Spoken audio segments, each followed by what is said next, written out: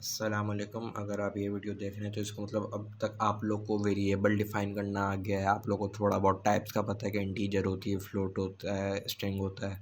उसके अलावा आप लोग को प्रिंट की स्टेटमेंट देना आ गई है। बाकी ये टाइप का फंक्शन है, इसको एक नज़र टाइप का फंक्शन आप लोग पढ़ चुके होंगे। इस चीज़ को एक बार आप देख लीजिएगा, पढ़ लीजिएगा पॉज करके। मैं इसको अभी नीचे निकाल लूँ। ये जो कीवर्ड्स हैं इनको आप कभी भी वेरिएबल नेमिंग में यूज़ नहीं करते, ये आप लोग पढ़ चुके हैं वैसे सब। बाकी ये फ्लो चार्ट्स हैं, फ्लो चार्ट्स का खैर मैं तो कोई काम नहीं करवाऊंगा, लेकिन आप एक नज़र इसको ज़रूर देख लीजिएगा ताकि याद रहे चीज़ें। क्योंकि ये फाइल जो होगी आपको डिस्क्रिप्शन में मिल जाएगी। तो मैं अभी सीधा नीचे जा रहा हूँ। यहाँ पे फ्लो चार्ट का सॉफ्टवेयर भी बताया है, फ्लो चार्ट में क्या क्या होता है, किस तरह चलता है। क्योंकि फ्लो चार्ट जब आप बनाते हैं ना, तो फ्लो चार्ट से आपका एल्गोरिथम बन जाता है, तो उससे आपको प्रोग्राम बनाने में मुश्किल नहीं होती। आपको पता चल जाता है कि पहले आपने क्या करना है, बाद में क्या करना है, उसके बाद क्या करना है। आप सीधा प्रोग्राम करने लगेंगे तो उसमें आपको बड़ी मुश्किल पेश आती है। तो अच्छा है, अब ये हमारे प्रोग्राम्स हैं। एक बार यहाँ पे पॉज करके देख लें, बाकी डिस्क्रिप्शन में भी फाइल मिल जाएगी। अब इसके अंदर देखो कुछ में लिखा होगा सूडो कोड भी लिखना है, अपनी आसानी के लिए लिख लो। फ्लो चार्ट बनाने का भी लिखा है, वो भी लिख सकते हो। लेकिन जो प्रोग्राम है वो आपने लाजमी करना है, क्योंकि उसी से आप सीखोगे क्या हो क्या रहा है, चल क्या रहा है। यहाँ पे और चीज़ लिखी हुई है कि जुपिटर नोटबुक में बनाना है आपको। जुपिटर नोटबुक छोड़ो क्या है अभी, ठीक है, मैं उस वाले बहस में नहीं जा रहा। अभी आप सिर्फ इसमें गौर करो। बाकी मैं इसमें एक इम्पॉर्टेंट चीज़ बता देता हूँ पहले। फॉर एग्जांपल ये पहला प्रोग्राम पढ़ो, write a Python program to take an input from user dividend and divisor. बल्कि मैं नीचे आ गया, ठीक है, इस वाले को पढ़ो।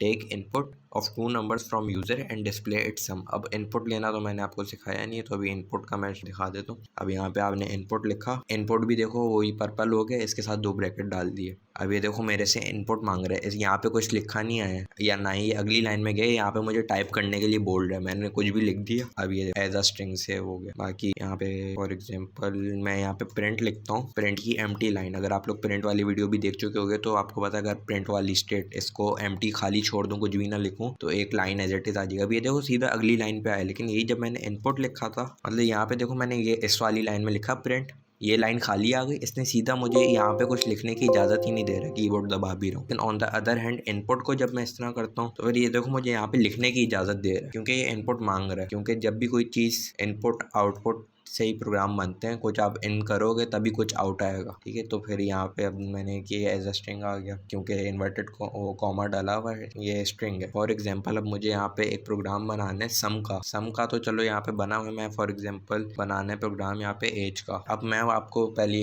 एक बात बता दूं कि आपने कोई भी प्रोग्राम बनाना है तो नॉर्मल मोड के अंदर बनाना है, इसके अंदर नहीं बनाना है, इस नॉर्मल मोड के अंदर बनाना है। आपने प्रोग्राम बनाने की कोशिश करनी है। लाइक यहाँ पे मैंने लिखा प्रिंट एंटर योर एज, मैंने ब्रैकेट क्लोज कर दिया। अब मैं ये करूँगा, अब देखो ये इनपुट नहीं मांग रहे, सीधा अगली लाइन पे आ गया। यहाँ पे मैं कुछ लिख नहीं सकता, ना ही वो उसको पाइथन अपने पास रिसीव करेगा।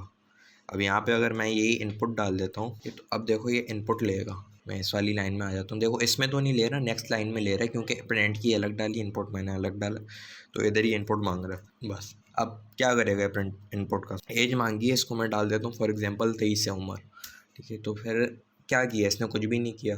अब एक तो यहाँ पे 2 काम हो रहे हैं, एक प्रिंट अलग से प्रिंट हो रहा है, ठीक है, प्रिंट वाली लाइन, फिर इनपुट अलग मांग रहा है। अब इस चीज़ को हटा दो, इसको सीधा यहाँ से कंट्रोल मैंने एक्स किया, कॉपी किया। अब वो देखो ये अलग लाइन में मांग रहा है, अब ये लंबी हो रही है, इसको मैंने सीधा इनपुट की स्टेटमेंट के अंदर ही गया और यहाँ पे मैंने एक स्पेस यहाँ पे दे दिया ताकि खूबसूरत लगे। बाकी कुछ ऐसे ही काम नहीं, सिर्फ मैंने खूबसूरत दिखाने के लिए।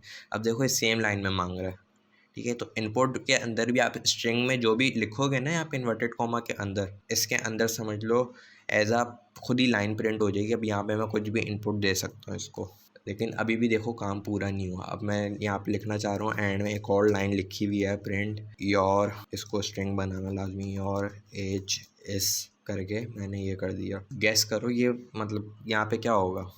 18 लिखा, ये तो एज बता ही नहीं रहे, एज क्यों बताएगा जब इसको मैंने इस वाली लाइन में बताया नहीं कि एज है क्या। अब आपको क्या लगता है मैं क्या करूँगा।